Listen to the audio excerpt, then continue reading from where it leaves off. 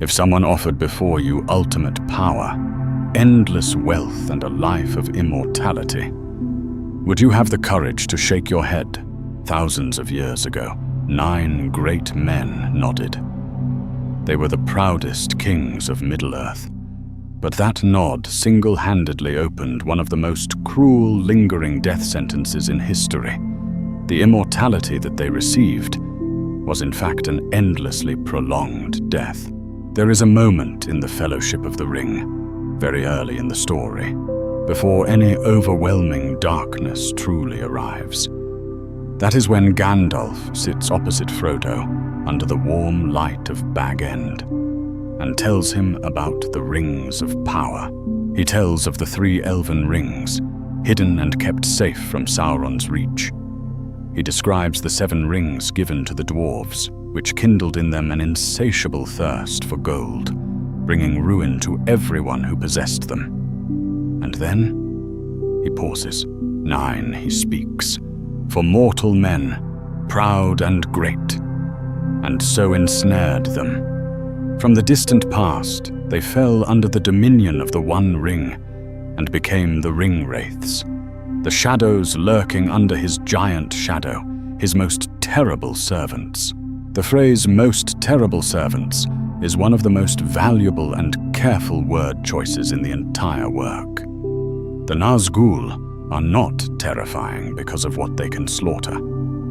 They are terrifying because of exactly what they once were, and the grim price that they must pay when daring to bargain with the devil.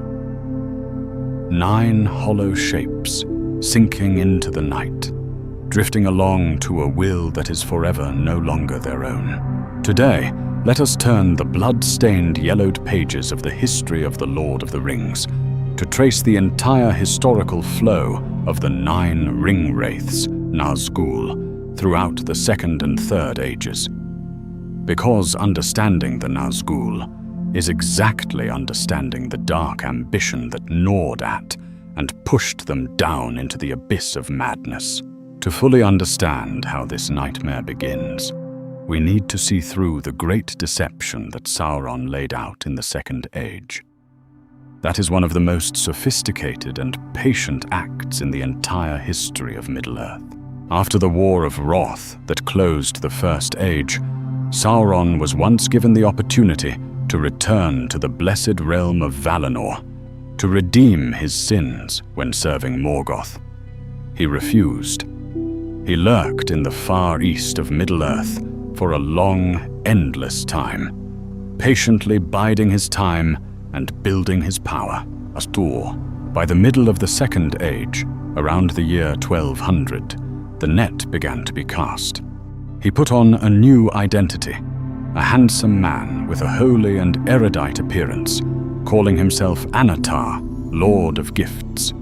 He sought out the elven smiths in Eregion, the most outstanding artisans in the world, and offered to teach them the art of crafting the Rings of Power. The elven smiths of Eregion were overflowing with the desire to create masterpieces. The majority of them, under the leadership of Celebrimbor, nodded in agreement.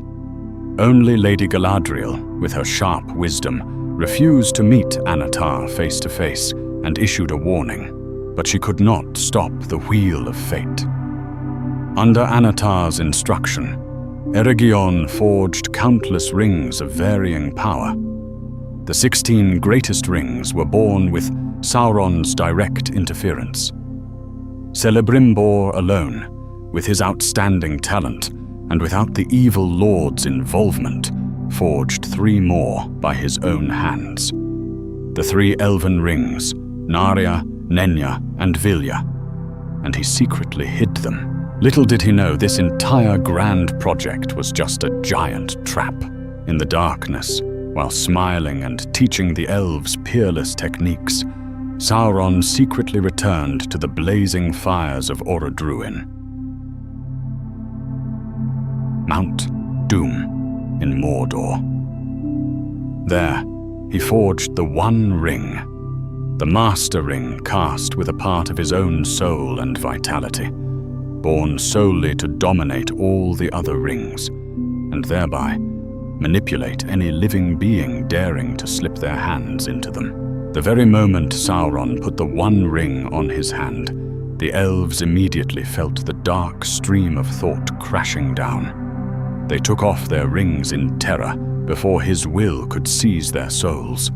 Frantic because his scheme fell apart, Sauron raised an army and leveled Eregion in 1697. He massacred Celebrimbor and stole the 16 rings that he had once helped create.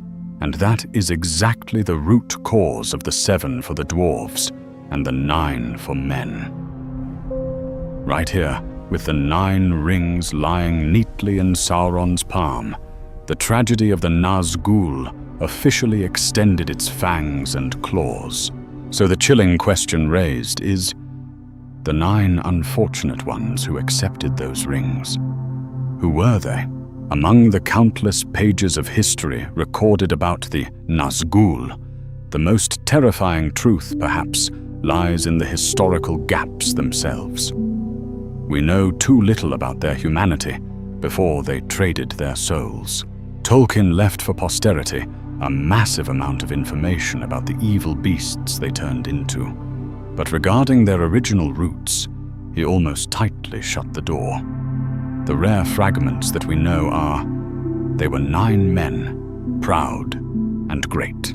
The epic The Silmarillion confirms that 3 out of the 9 were authoritative lords of the Númenórean lineage, the extraordinary bloodline that birthed Elendil, Isildur, and later Aragorn. They were 3 of the most outstanding great men of the world at that time, the elites of a brilliant civilization at the peak of its power, carrying within them the transcendent lifespan, along with the profound wisdom of the Númenórean blood.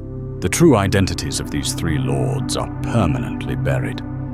The only hint lies in the letter Tolkien instructed translators, where he speculated that the Witch King himself, the most terrifying of the 9 Ringwraiths, perhaps carried Númenórean blood.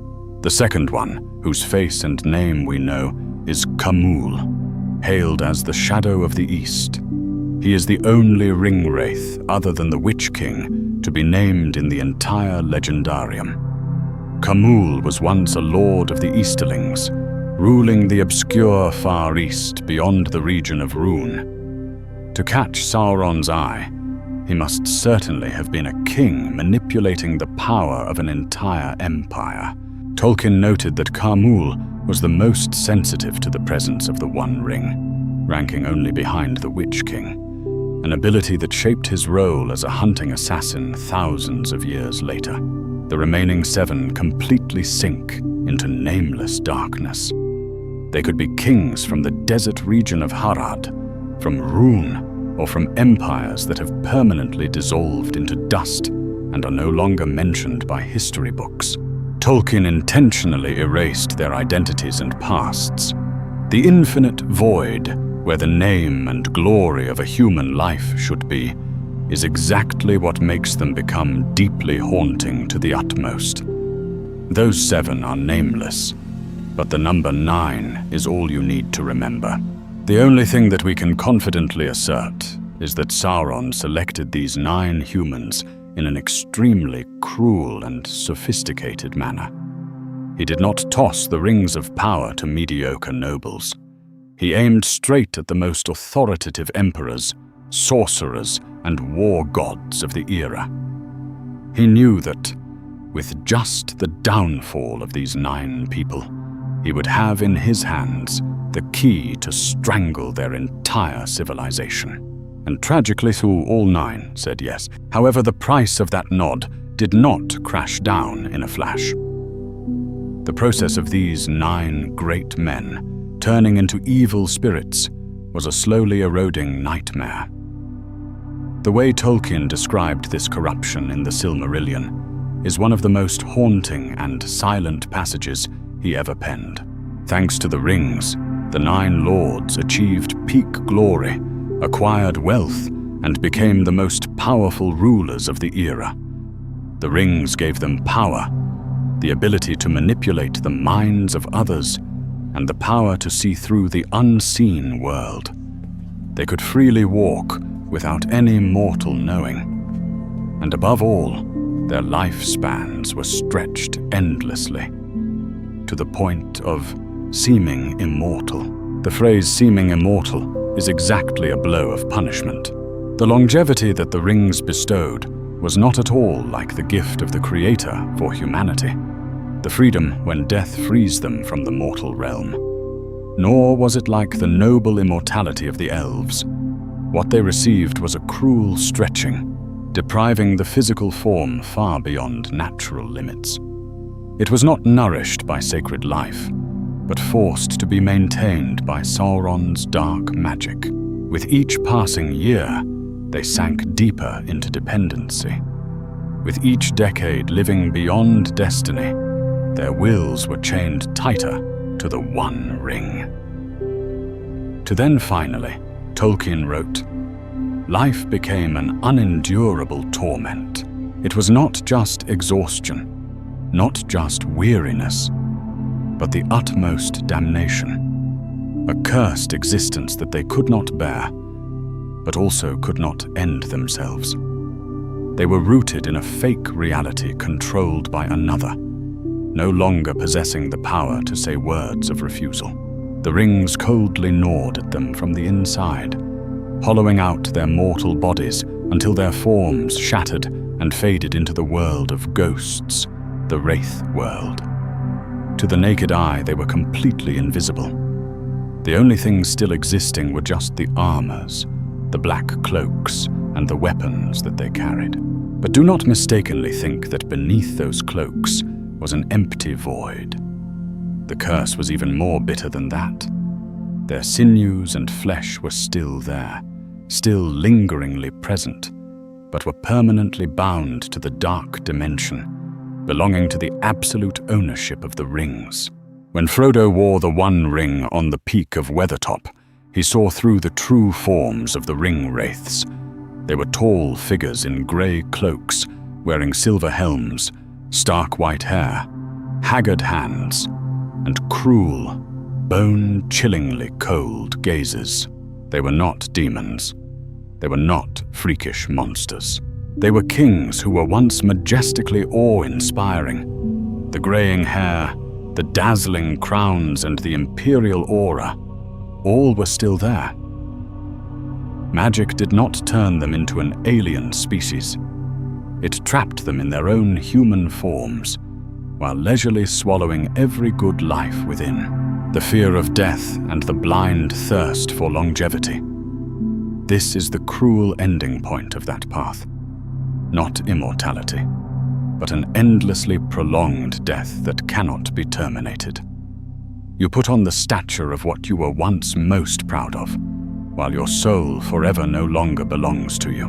When the souls were completely stripped away, those empty shells officially stepped into the Second Age as the darkest servants. The epic records very little about what the Nazgûl had their hands in during the late stage of the Second Age, after they sold themselves to Sauron. The book merely drops a chilling sentence. They became the most terrible servants of the Dark Lord. Although there are no detailed records, we can still piece together the bloody picture of that time. After destroying Eregion, Sauron was beaten back by the great fleet of Númenor around the year 1700. In the defensive and expansionist campaign later, the Nine Riders were the supreme military generals, the machines spreading terror in the evil Lord's army, forcing the peoples of the South and the East to bend their knees in subjugation. However, the lethal weapons of the Nazgûl were never steel swords. Their most vicious weapon was the silent terror that always preceded their footsteps. Tolkien clearly explained this. The peril of the Ringwraiths almost entirely comes from the irrational fear that they emit. They spread a bone-chilling cold, an evil aura that made even the bravest warriors let their weapons hang loose, limbs numb, and wills shattered before they could even see the enemy.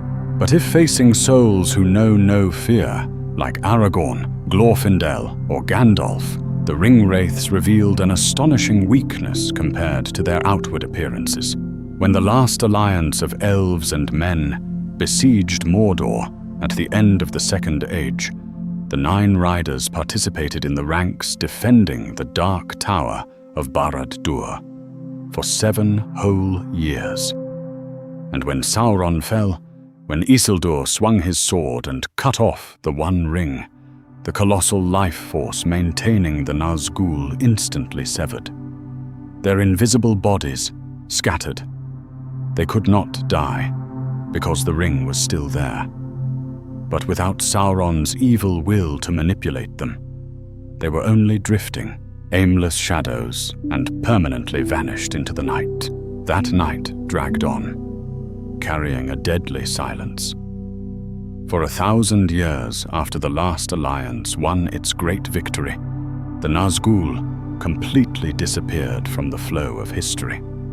The Third Age opened with the golden peace of the 2 kingdoms of Gondor and Arnor. This absence confirmed a grim truth about the nature of the Ringwraiths. They are not independent entities. Without Sauron's hand pulling the strings, they were no different from dark dust particles drifting on the margins of the world, losing the ability to think, gather, or fight. Every massacre, every fallen kingdom, every bloody great hunt throughout the past thousands of years was never their own ambition. They were merely lackey swords, and a sword will lie dormant forever without someone to unsheath it. But evil never sleeps peacefully. Very slowly, over the centuries, Sauron's soul recovered. Around the year 1000 of the Third Age, he secretly reappeared at the fortress of Dol Guldur under the title of the Necromancer. Though not yet strong enough to proclaim dominance, he had enough magic to voice a call for his loyal servants to return. And in the year 1300, the 9 riders officially reappeared. Among them, the most terrifying one, the Witch King, aimed straight for the far north, carrying a vicious plot of destruction bearing Sauron's hallmark. That plot was kindled when the Witch King discovered the weakening of the great kingdom of Arnor in the north. This sister kingdom to Gondor had cracked a long time ago, split into pieces into 3 small, mutually hostile kingdoms: Arthedain, Cardolan, and Rhudaur. This envious division was exactly the tasty bait that the devil craved.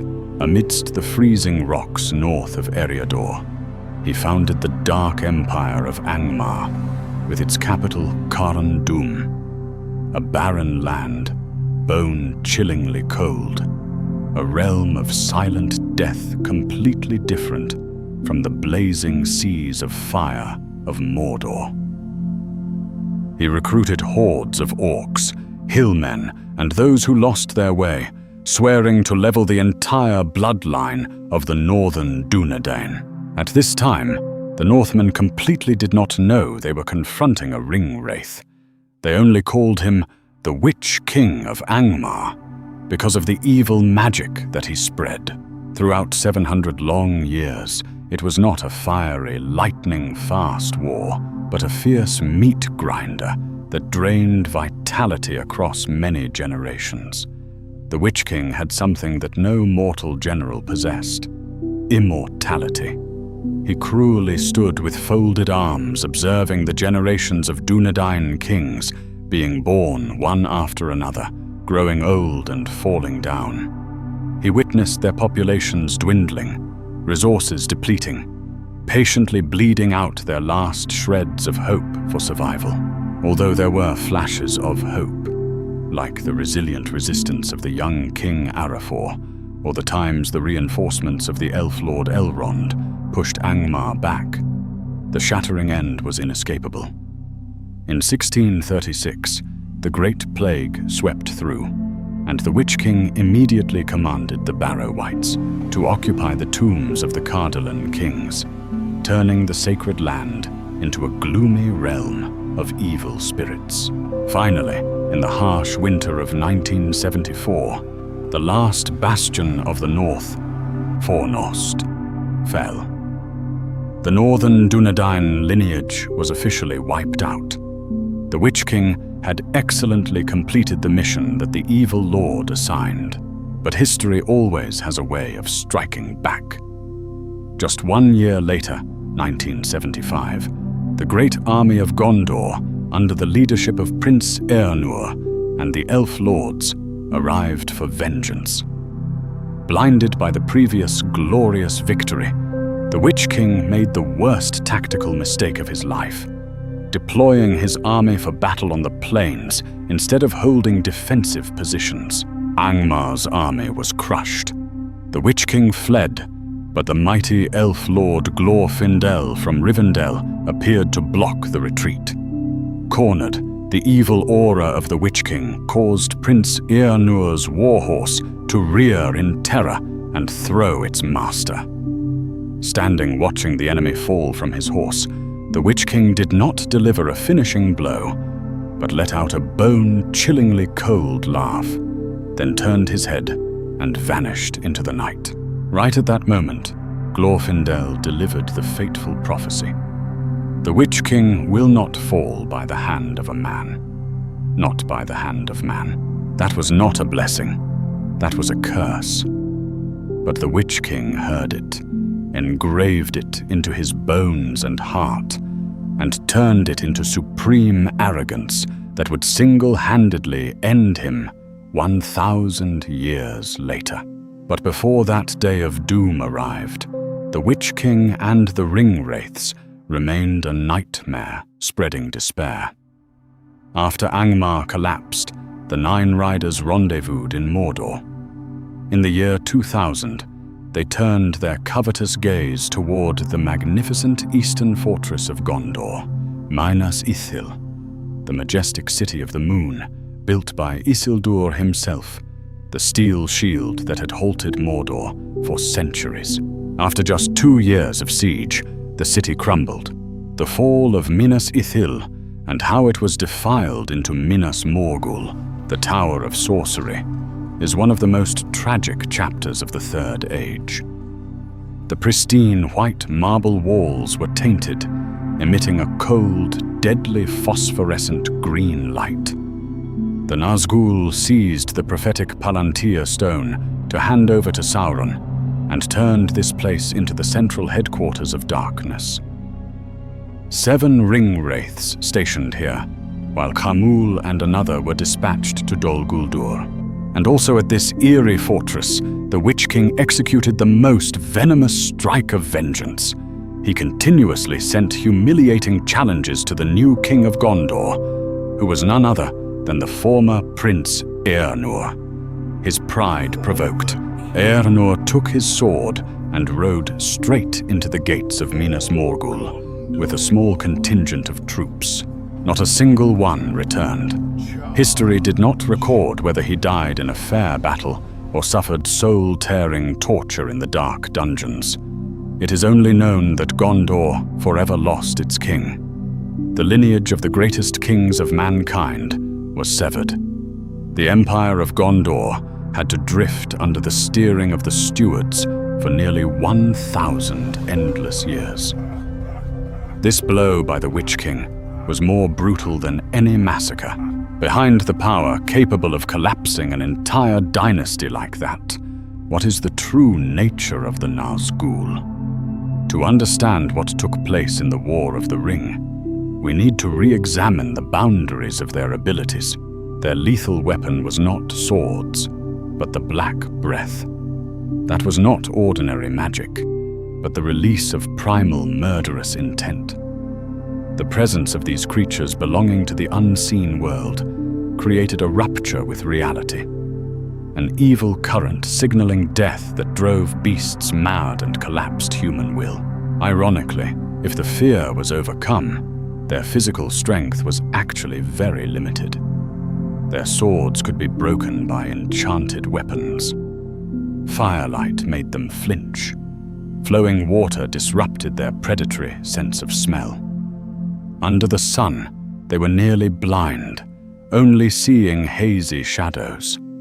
Conversely, in the night, They were assassin ghosts, seeing through the unseen world and sniffing the longing of the One Ring.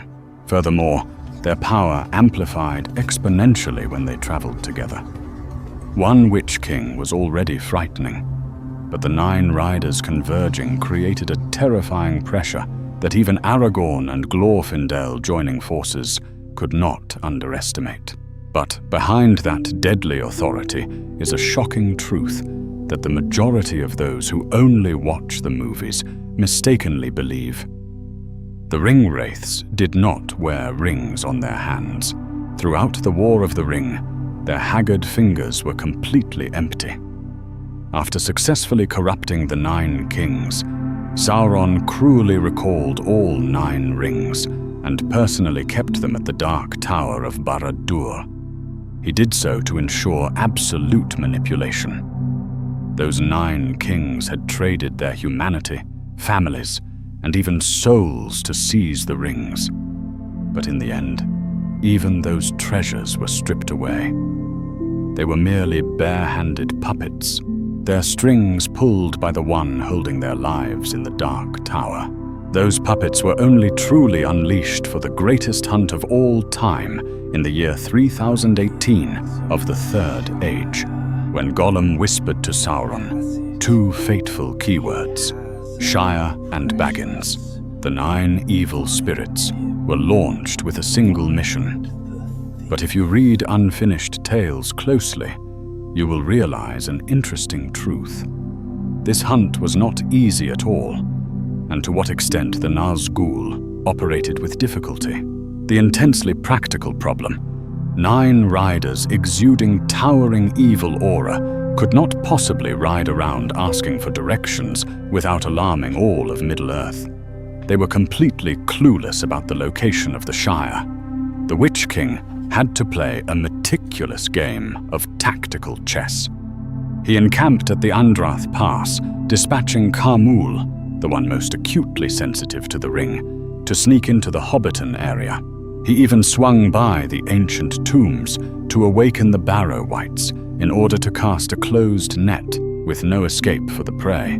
As for Khamûl, his pursuit was a chain of frustrations because of a miss is as good as a mile. He caught the scent of Frodo, but was blinded by the sunlight.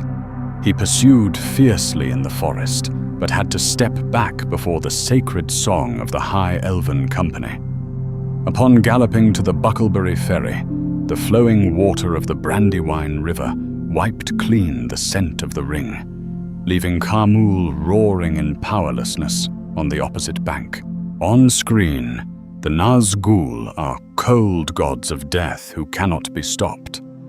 But in the pages of the book, they are assassins bound by countless fatal weaknesses: daylight, flowing water, elven spells, and geographical obscurity.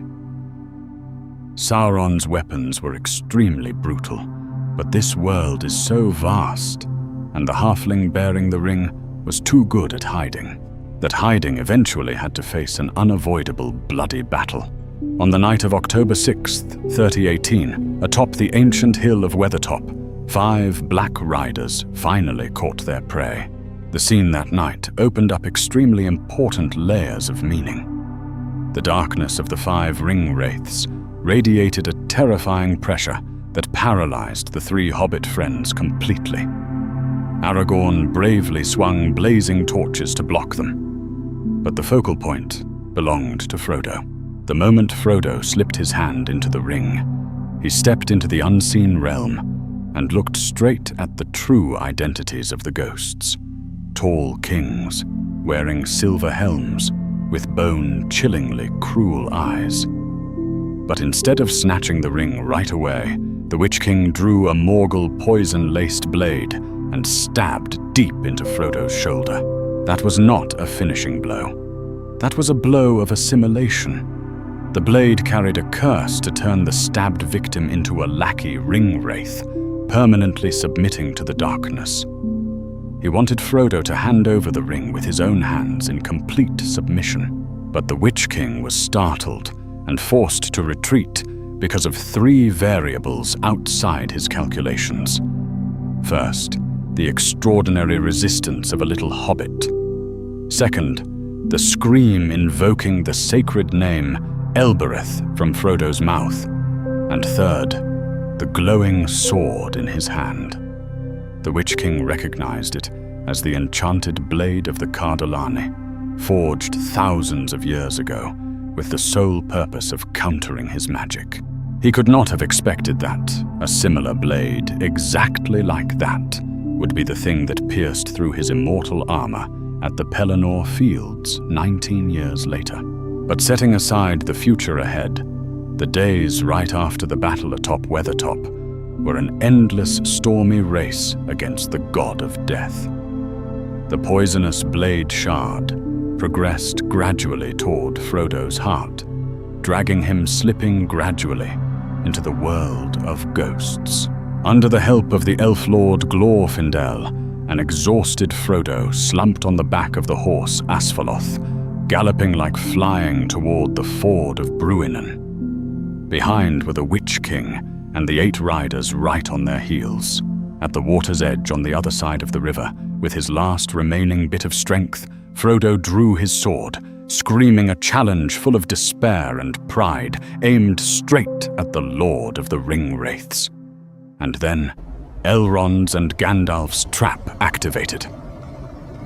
The waters of the Bruinen surged into pillars of waves in the shape of white horses, roaring and washing away everything. The 9 riders were submerged by the fierce waves, their war horses drowned, their cloaks falling off, turning them into pitiful wandering souls. They were dealt a fatal blow, forced to drag themselves back to Mordor, empty-handed, to wait for Sauron to bestow upon them new forms. The next time they appeared, they would ride on the backs of giant pterodactyl-like monsters, fell beasts, spreading death from the sky. And that day of appearance was exactly the moment that decided the fate of all Middle-earth. In March 3019, Mordor's war machine was officially triggered. The Witch King rode his fell beast soaring into the sky, followed by the most formidable army, laying waste to Osgiliath and laying siege to the white city of Minas Tirith. He turned the sky into hell, directing the Ringwraiths to swoop down, tearing eardrums with spine-chilling shrieks, spreading the black breath to collapse the will of all the defenders. On the night turning to the dawn of March 15th, the gates of Minas Tirith crumbled. The Witch King boldly advanced inside like an embodiment of death. Waiting for him there was Gandalf, the historic clash between the 2 greatest powerhouses of the 2 factions of good and evil. But the horns of the Rohan cavalry sounded, interrupting the fateful moment. On the bloody Pelennor Fields, the Witch King majestically crushed King Theoden of Rohan. And then he turned his face, confronting a small warrior who dared to step up to challenge his authority. Carrying the arrogance of one who had lived through 3,000 years impervious to weaponry, he delivered the verdict. "He who hinders me is a fool. No living man can hinder me." But Princess Éowyn took off her helm, her golden hair blowing loose in the wind. She was a woman. Glorfindel's prophecy was not wrong at all. It was just understood by the Witch King in too narrow a sense. The loophole of the curse was not a cheap pun, but a predetermined destiny. The hobbit Merry, from behind, stabbed the enchanted blade of the ancient barrows into his leg, breaking the protective magic. Éowyn lunged forward, plunging the tip of her sword straight into the empty void between the crown and the cloak of the devil.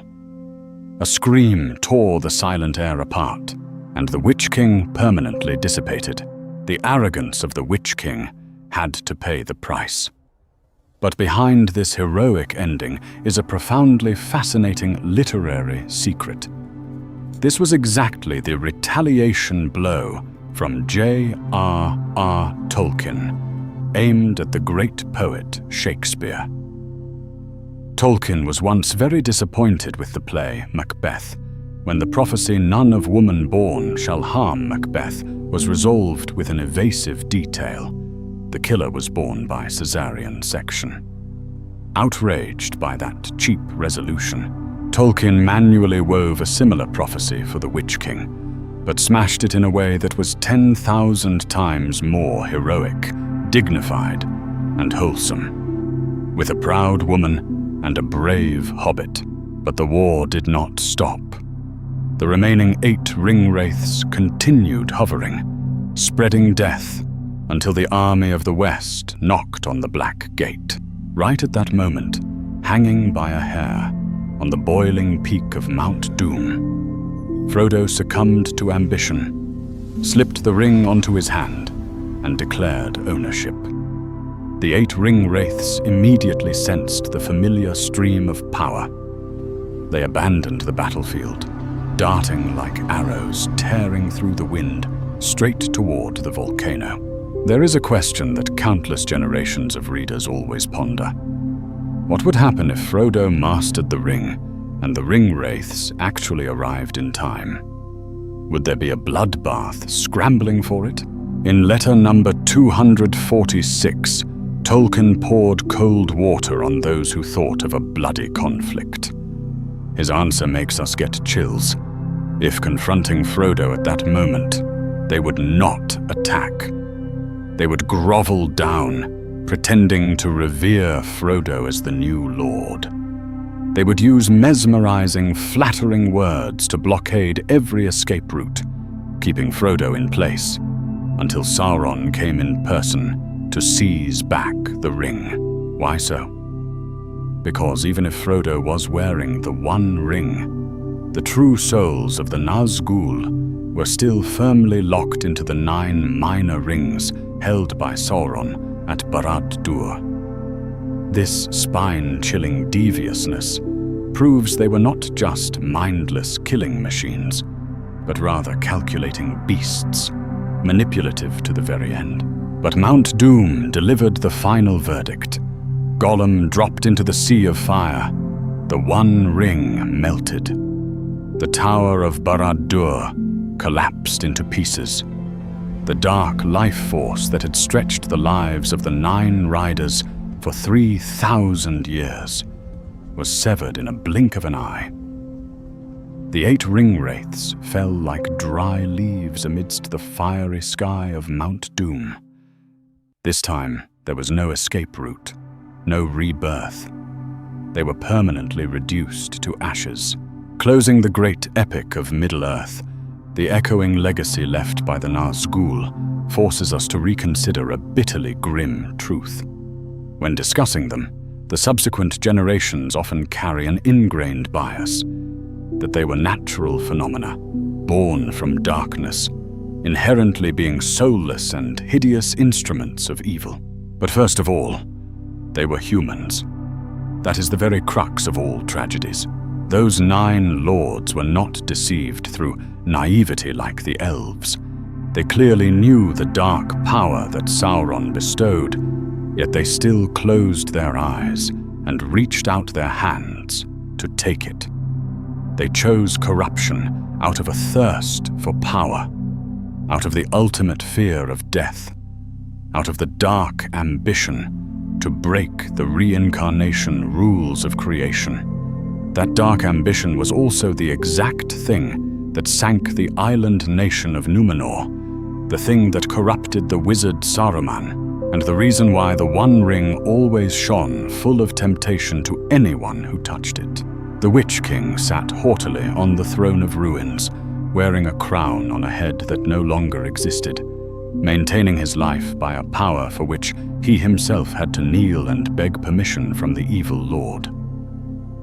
From the most outstanding great man of the mortal realm, he transformed into the most pitiful and terrible hound, into the Ghoul. The peak of Tolkien's philosophy lies in the fact that he never allows us to forget those 2 halves of the tragedy. Through the unseen ring layer, You still see the graying hair, the silver helm, and the eyes bearing the form of mankind. You still see the Witch King, knowing how to plan, knowing how to laugh haughtily, knowing how to challenge, and knowing how to get angry. He still retained enough fragments of humanity to make choices. But ironically, there was not a single fragment of humanity left strong enough for him to choose to become anything else, other than serving as a lackey for Sauron. 9 men, proud and great, transformed into miserable shadows lurking beneath the evil Lord's heel. A very long time ago. That is the most painful phrase. They were once majestic great men from a very long time ago before being demoted into Ringwraiths, and the hollow form they bear today is the coldest, sharpest answer to the question, how cruel is the price to pay to escape from one's own ego and death? Thank you for joining me in stepping into the darkest corners of Middle-earth. If you love this content, do not forget to support the channel so we have more motivation to make more in-depth videos. Goodbye, and see you again in the next episodes on the Mythos Archive.